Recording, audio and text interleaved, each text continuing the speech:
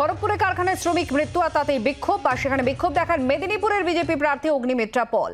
জাতীয় সড়ক অবরোধ করে অবস্থান বিক্ষোভ। রেশমি মেটালিক্সে এক শ্রমিকের মৃত্যুতেই এই বিক্ষোভ উত্তেজনা। গেটের সামনে তৃণমূলের শ্রমিক সংগঠন বিক্ষোভে বসে।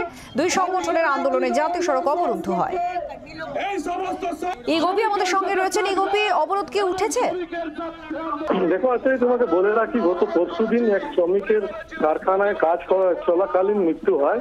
সেই মৃত্যুকে ঘিরে গতকাল খুবই উত্তেজনা হয় ও ফ্যাক্টরিতে বেশ কয়েক জিনিস আর গাড়ি ভাঙচুর করে ক্ষুব্ধ শ্রমিকরা। এবং আমরা পাশাপাশি এটাও দেখতে পেয়েছি পুলিশ কর্মীকেও মারধর করে ক্ষুব্ধ কর্মীরা।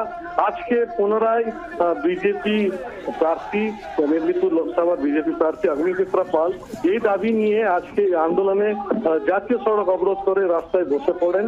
ওনার একটাই দাবি, অবিলম্বে মৃত ব্যক্তিদের পরিবারকে 10 লক্ষ টাকা ক্ষতিপূরণ দিতে হবে। পাশাপাশি এই কারখানাতে ভিন রাজ্যের লোককে নিয়োগ করা হচ্ছে, এটা বন্ধ করে স্থানীয় লোককে নিয়োগ করতে হবে। এর পাশাপাশি অনেক দাবি তুলে উনি অবরোধে বসে পড়েন।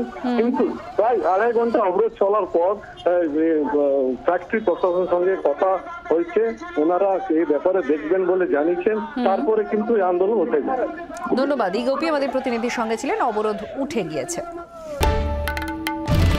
বাংলার আওয়াজ, বাঙালির আবেগ, জি 24 ঘন্টা।